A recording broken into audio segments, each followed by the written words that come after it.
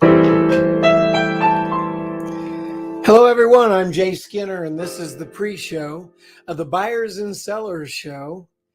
And we're going to have some good time today. We're going to talk about the CEO extender and what the heck that means and how that works. And I'm also going to turn this off here. But to begin with, we just play some music and have some fun. There we go. Look at it. Get ready. And away we go.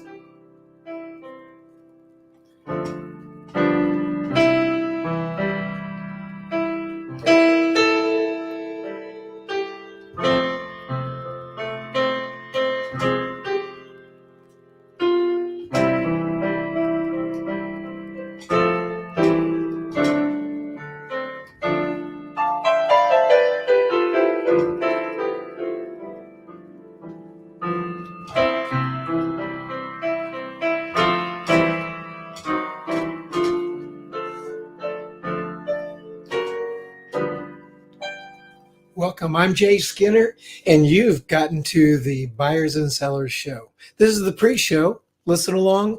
We start at 10:35, and so we'll finish this verse, and I'll be right back with you.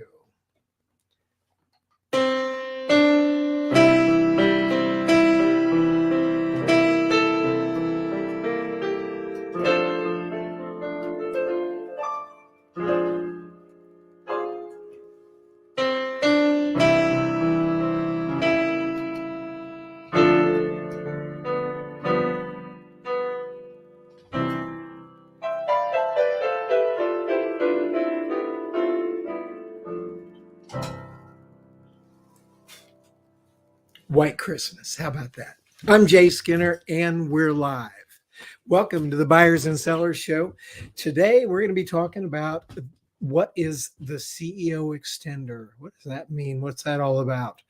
And we've got some people here already. There we go. And I see many others. Charles Coachman, thanks for coming by. I'm so glad to have you. Good morning. Thank you very much for being here. So, what is the CEO extender? That's the topic of this conversation today. And there's a couple of different people out here that would be particularly interested in this. And some of you are looking for something to do, may say, I get it. I can do that. And so I hope that as a result of our time together here, you'll say, and I'm looking at my collar. Holy cow. Everything's backwards. How about that? Oh, well, there we go. Anyway, I ought to have a tie. I'll just have a tie. I'm going to, next time I do this shirt, I'm going to do a tie. How about that? That'd be good. Okay, good. The CEO extender. Look at that. Hey there. Hi, Doug Wing. Good morning. So glad you're here. Thanks for coming. This topic is going to be interesting. And Doug is a good example there of someone who would be particularly interested in it, but everybody here is, because you'll either be a CEO looking for some help, or a business owner or president, or you'll be someone interested in shaping your personal business in a way that would be maybe more profitable or more easy to sell and to do. And Sharon, good morning. Yesterday was day 800 for her consecutive daily lives.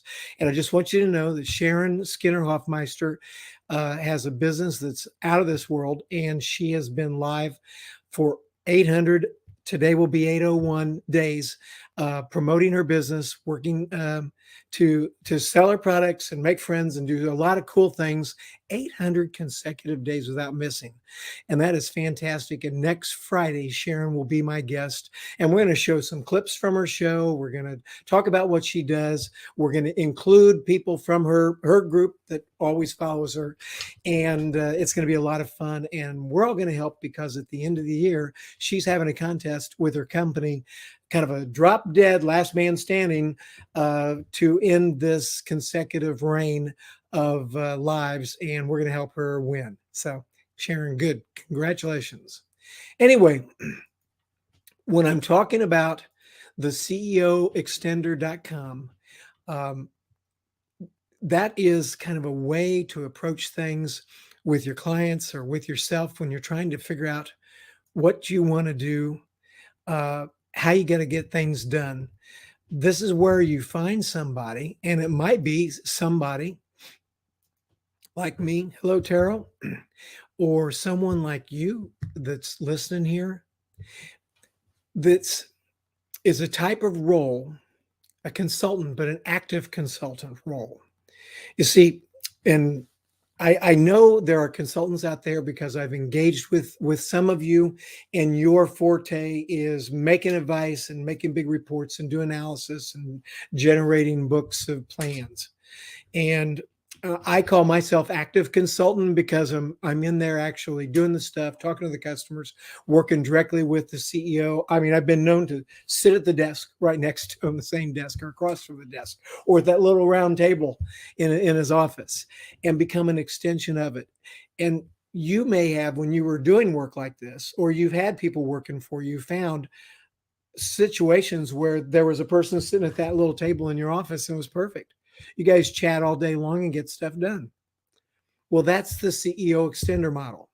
And whether you're the CEO, business owner, or president, or you're the active consultant type that wants to get in there, sit next to him, be part of the conversations, and get a hold of these projects that simply aren't getting done because there's not enough of him to go around, or her.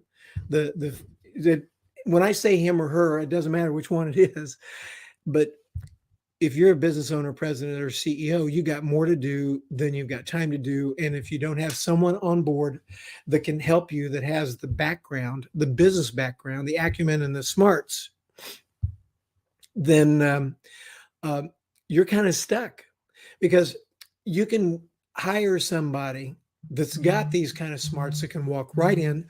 You basically just send them. I got a call from England. How about that? Well, that's great. If you talk to someone that has similar business experience, that's been around the world, built multi-million-dollar companies, and making themselves available to work with you, they should be able to come in. You give them a tour of the plant. I always say, take them around, make sure everybody knows when this guy shows up, he's not a robber. He's here to help. And then bring him in and let him be an extension of you. And that person, all he needs to know is, where's the coffee pot? If there's administrative assistance, where is that? Where's the copy machine, telephone? And then what's your next big project you're trying to get done? And most of the time, someone like me doesn't need to know a heck of a lot about it to get things rolling and get started and manage through it, working with your people. Not necessarily doing all the work, but managing through it like you would manage through it if you had time. That's the idea of the CEO extender. Now, I see comments here. Hello, Kevin says, good morning. In my commercial real estate career, I've enjoyed some success with corporations around the world by becoming a partner with the C-suite, solving their commercial real estate problems and needs. Still doing it today. Exactly. And when you partner up with the CEO, the owner, the CFO, and you become an extension of them, where you can get things done for them and they can trust you to make decisions and do things on their behalf, it's great. And really and truly, if you have the chops to do that, and that's I don't know if they use that in business or not. When musicians are talking and say, I got to keep my chops up, I'm guessing in business, we know the same thing too. And if you've got the chops to do that, and you've been around where you can walk into the owner's office, take a look around, assess a few things, talk about a project, and then take off and do it and manage it with his existing group, then that's what I'm talking about. And if you're that CEO or president or someone, I don't have to ask you if you need help. It's not going to be that hard to find somebody who can come in and help you manage through this stuff. I just don't think. So let's see what I do. These engagements are short term, like a contractor. Like me, I'm PDT Associates. It's if someone calls me and we're wanting to do a deal and he needs some help. Sometimes they'll go off on an immediate, well, I want to make you an employee and do this and do that. I say, time out. Let's test. And I recommend this for all employee jobs, really, not even this, is see if you can bring someone on as a contractor and try them out before you tie yourself up and everybody else up with all the employee stuff. If you're talking to someone that doesn't already have a job and is not quitting and doesn't need the security of knowing they're moving into a full-time job with benefits and everything, then hire them as a contractor for a short-term period and see how it works out. 6 weeks, just make an agreement. Let's do this for 6 weeks or 2 months, or I'm doing one right now for 3 months, and it should be awesome. And it may continue forever. On the other hand, in that 3 months, I can get a lot of stuff done, and everybody may be plenty busy and have lots of stuff to do, and I don't need to keep staying. It just depends on the situation. But we're not going through all the employee stuff, which is nice. The other thing, when you're picking someone or you're choosing to do this, it needs to be relevant in your wheelhouse. And I'll tell you that your wheelhouse is broad and you've been around and done a lot of things. But if you step into a situation with a potential client or a business situation and they're asking you to get into something that it's like, man, this is just not me, then don't do it. For instance, if you called me up and said, my books are a mess, I need someone to come in and just kind of help straighten those out, that's not me. Now, could I manage to that? You bet. But I can't. I'm not going to be the one to get into your QuickBooks or your financial system and do all that. That's for a CFO, and they actually have temporary CFO kind of people to do this sort of thing. And you can find them. It's and just a short-term engagement and let them straighten everything out. If you've got the bookkeeping and the accounting and everything, but you need a CEO type of person to come in and help manage to getting it taken care of because you simply don't have enough time, then I would be a good guy to help do with that. But I'm not going to get in there and do the books. If it's about sales and marketing, if it's about getting mind share in your target markets, if it's about doing trade shows, if it's about straightening out things in the office that have to do with processes and that sort of thing, or going back into manufacturing and looking at quality control or dealing with customers and things like that, or some revenue generation issues, that would be me, might be you. And just think extension of yourself. And if you could have someone that you trust immensely, then that would be the kind of person that you want to bring on board and to do it.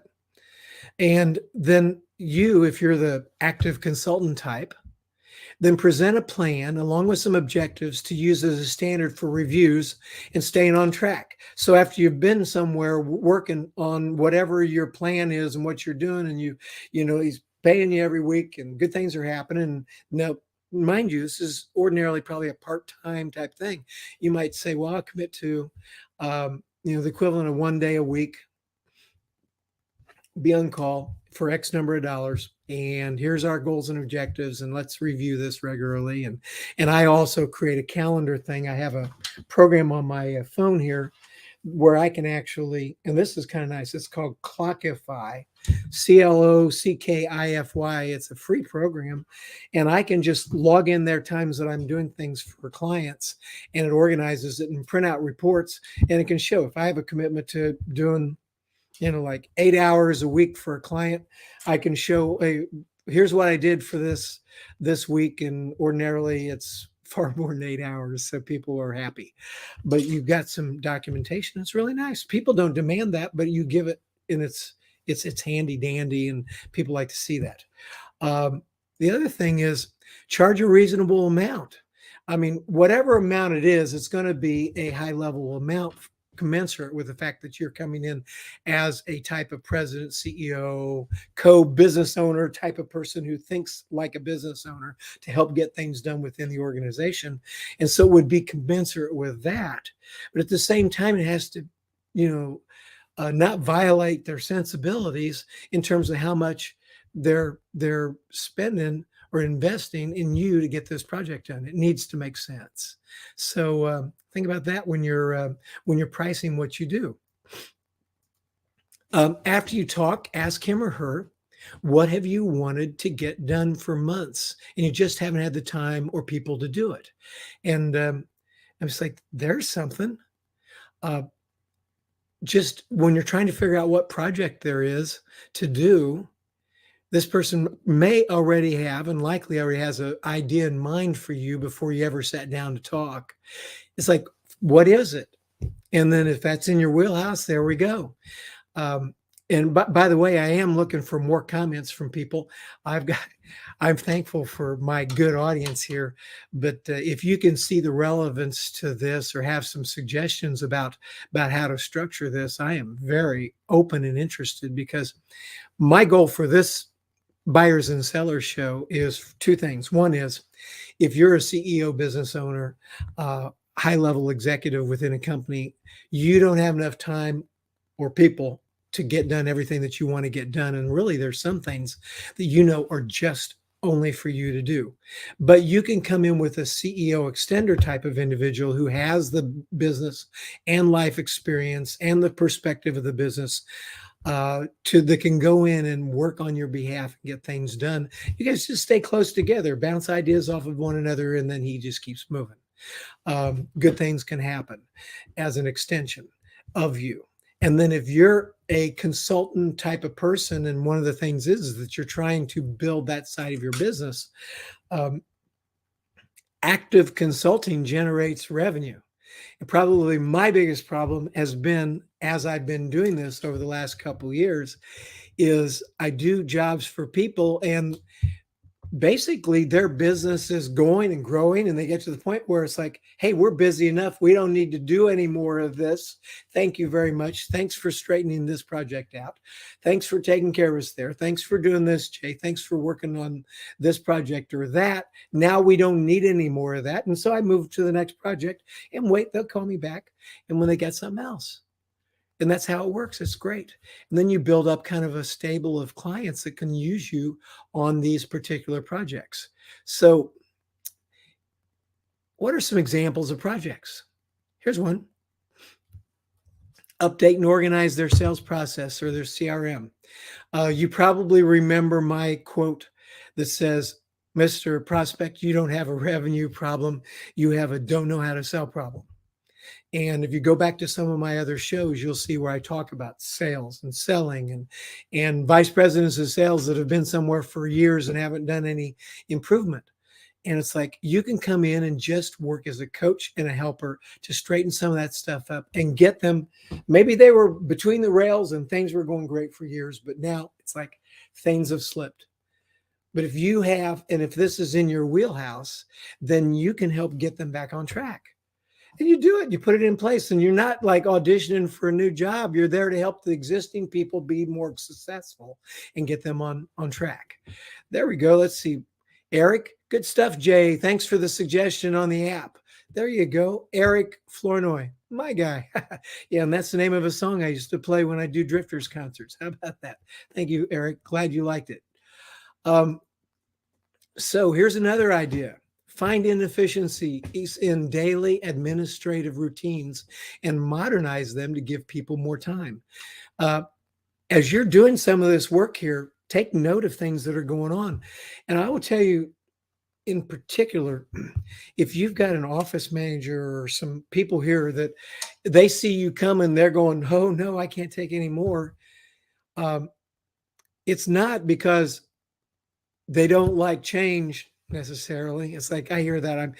It's not about people don't like change, although it's difficult because they've experienced some change is bad. Okay. But some change is good. They just need to know that you're bringing good change. Find out what the problem is. Why don't you want to address this problem or that problem or this situation, or try to streamline some of your processes? And once you find out, you'll say, well, here's what they're doing. And then, assuming this is in your wheelhouse to help organize, it's real possible to say, well, what do you think if we were able to take this thing that you're doing 10 or 11 or 15 times repetitively every single day as a result of systems that were great 5 or 10 years ago, and we figured out how to make it so you're doing half the time or less than half the time by some form of computerization or automation. I don't know what it looks like, but would you be willing to take a look at streamlining this and giving yourself more time and some breathing room, some margin? Well, who wouldn't say yes to that? Let's see, I got more comments here. Kevin says, as a provider, you must take into consideration the demands of your client's time beyond what you are providing. Absolutely. Kevin, thank you for that comment. Here's another idea. Jump in on the prospecting and find them more people to sell their product to. This was probably one of the most surprising things to my customers, is that immediately I'm able to talk to their customers. Immediately I'm able to take a look at, well, here's what we're selling. Here's what we're doing. What's the problem? Here's a group of people that went away. Why don't we talk to some of them? Get me in on some telephone calls with your sales department. Let me hear what people are saying, and let me talk to some customers. You see, if you're experienced in business and been around for a long time, there's some basics that go across the entire gamut of business and client interaction and sales and selling. And they're basic principles that you know, and if you can find someone else to sit there next to you in your office and be an extension of you, it's only going to be better, because you know you would like to pick up the phone and talk to half a dozen customers today, but you just can't. But wouldn't it be cool if you had someone that understands your business and understands business in a way and relationships in a way that they could pick up the phone and do some of that on your behalf? Well, there you go. And then, of course, when you're dealing with an organization that has a vice president of sales, that has a sales organization, first thing I always tell them is, I'm not here for your job. I'm here to be friends, and let's work together. Maybe I'll have them watch a show or two that I've done about this topic so they can understand what I do. And then maybe we go through complaints and talk to the problem situations and help resolve things. I mean, it's like, it is really hard to get and keep a customer. Customer loyalty is huge. So if people are going by the wayside and there's a revolving door, let's try to stop that revolving door. It's a whole lot easier to keep the customers you got than it is to get new ones. And I will tell you, some people don't fully understand it, and they're wanting you to fill in and bring in new, not recognizing the revolving door, the ones that are going out the back door that no one realizes about. So I always recommend that we work on that. Manage their contract marketing website, digital marketing company, and help them get on target or get back on target and be even more effective. One of the things that I found with digital marketing companies that people buy is that they'll get on board. Sometimes they'll have multiple digital marketing companies for that are overlapping, and whoever's hired them all, they don't know. You don't know. You're not a computer expert. You're not a website social media expert. You're not a SEO expert. You've done pretty good and you believed what they said and they did pretty good, but you might have even found yourself with a couple contracts. Maybe one of them is redundant. And the other part is that sometimes that first 3 to 5 months with that digital marketing company is awesome. And they're with you talking and all sorts of good things are happening. But then you kind of get into a complacency, and you're paying them every month and they're reporting and saying, well, we're up this much, down this much, whatever we're doing, when they're looking at the returns on your digital marketing, but the energy is not there like it used to be. And someone can come in there beside you on your behalf and stir some things up and say, well, why aren't we doing this? Well, let's try it again. And get some new excitement going on your behalf and on behalf of your company, because your company needs to be who people think about when they need what you do. And if it's not top of mind, I mean, it's like, I really don't want them to go to a Google search and pick the first paid ad. And I don't want you spending gazillions of billions of dollars every month on pay-per-click when your organic search engine optimization could be better.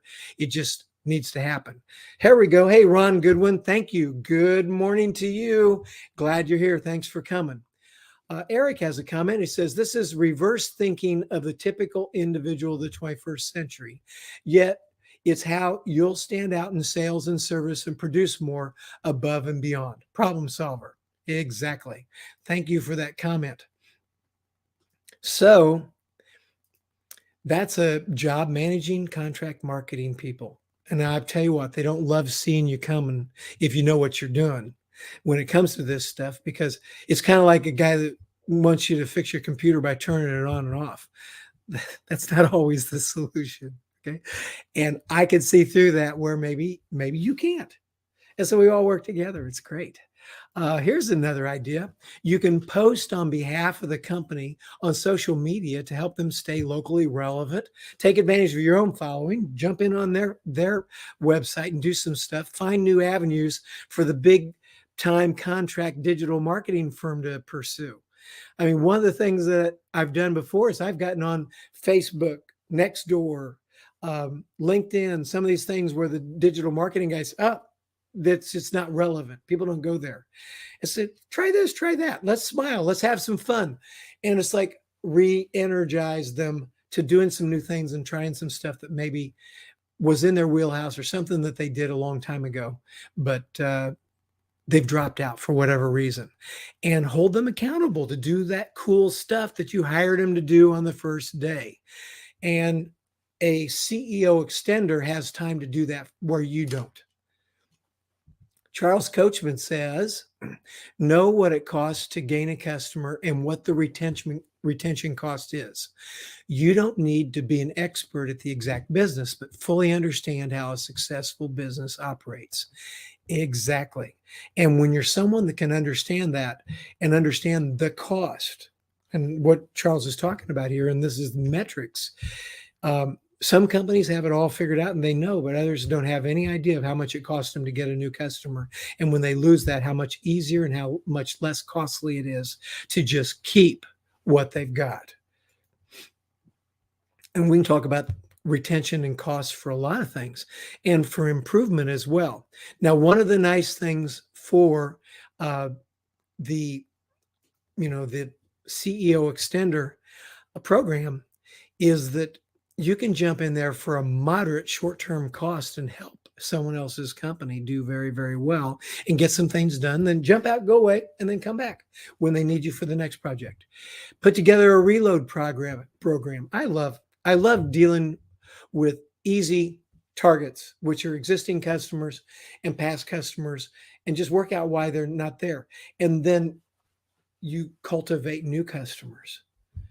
But get people back. If they have been dormant for a while, let's find out where they are. What happened to the XYZ company used to buy a bunch of stuff from us? Now, boy, there's a lot to talk about here, isn't there? Here's a big one. Give your client, give the CEO a break. Make decisions. Allow them some breathing room and make recommendations for just yes or no approval, not permissions. If you've got a smaller organization or a CEO that's managed to basically, it's kind of like the genius and 1,000 helpers type of organization where the CEO has pretty much been asked permission for everything everybody does, it'll be a breathing room, wonderful thing for him to bring you up alongside. And then you make that first decision and spend 75 of his dollars. It's like, oh my gosh. You mean there's actually someone in the organization that can be proactive? Yeah. And you brought him on. And then maybe if you want that CEO extender guy to help you, he can teach the rest of the people how to be more proactive and save their recommendations when they want to do something or something happens, they feel like they need your okay, that they can present it in 3 sentences and you can just say yes or no, move on. And that you don't need to hear an hour's worth of rationale. That's one thing a good CEO extender can do for you. Avoid, if you're doing this kind of a job, avoid the drama in the office. Oh my gosh. Get in the middle of company cliques is one of the most, that's like death knell for you if you're working for the CEO. Getting involved in solving people's personal problems between employees, because you walk in, you've been there 1 day or 2 days, and people want to tell you and give you the scoop on everybody that's there. It's like, be polite, listen a little bit, and then try to divert to another conversation, because that's not what you're there to do, is get in the middle of that. It's not bad to assess the situation, have a sense of something that's going on, but don't get in the middle of it. And if there's something very, very serious that needs to be taken care of, you represent the owner of the company. You represent the CEO or president, and that's who they're talking to when they're talking to you. And if they think there's any secrets, maybe you need to make sure they understand that it's like, don't tell me any secrets you wouldn't tell the owner, because I'm here on his behalf to help make you guys more successful and do cool things for the company. And just be very direct and open about that, and good things will happen. You're not there to change the whole company culture unless you've been hired to do that. And that can be something to do. But advise people with complaints and problems right back to their boss. So you need help, comments, suggestions, I'm at your service. One of the things here is that I try to be, not just try to be, I am very open, very available. And getting that telephone call from you is welcome. It's wonderful. I take all my calls, and I love to talk to you. And if you're thinking about tailoring your business to doing something like this, give me a call. I'd be glad to give you some more pointers. If you're a CEO and you could use someone that could sit right next to you and help you get things done, then hire someone that can do that with you. I imagine there's someone that you know that has that kind of life experience, and you talk to them and go to coffee. And if it feels like someone you can work with, then try it out for a few weeks. If not, don't. Just say no. It's that easy. I'm so thankful that you came. Boy, this was a fast half hour, wasn't it? I really, really appreciate those of you that come by. I want you to be sure and mark on your calendar the live next Friday. That'd be the 24th, Christmas Eve morning. I'm going to have Sharon Hoffmeister, and she's going to be on, and we're going to be talking about her big event at the end of the year, starting on the 27th, I think. And we'll announce it. I'll put you in touch with her. And the idea is that as she's broadcasting live 24 hours a day, day after day, until the other three people that she's in a contest with in this racehorse race, until they all drop dead, we want her to win this one.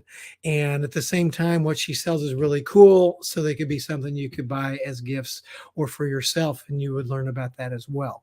Anyway, Charles, thank you. Merry Christmas to you, and Merry Christmas to everybody listening here. I love you. I thank you for being part of this. I mean, this is like the 46th consecutive week that I've had the Buyers and Sellers Show, and I'm so thankful for you coming on board and listening on all the different platforms. And what do you say we keep doing this? We're going to get to a year and then some. And I'm building a library of a lot of interesting topics, and I hope you've learned from them as well. So again, I love you. I thank you for coming. Everybody's a buyers and sellers. We're one of them. And sometimes we're both of them. Really, we probably are all both of them. And you want to remember the silver rule, which is do unto your vendors what you want your customers to do unto you. I'm Jay Skinner. See you later. Have a great day. And we'll do jingle bells, jingle bells, jingle all the way. Oh, what fun it is to ride in a one-horse open sleigh. Oh, jingle bells. Jingle bells, jingle all the way. Oh, what fun it is to ride in a one-horse open sleigh. See you next Friday. Thanks for coming. Bye now.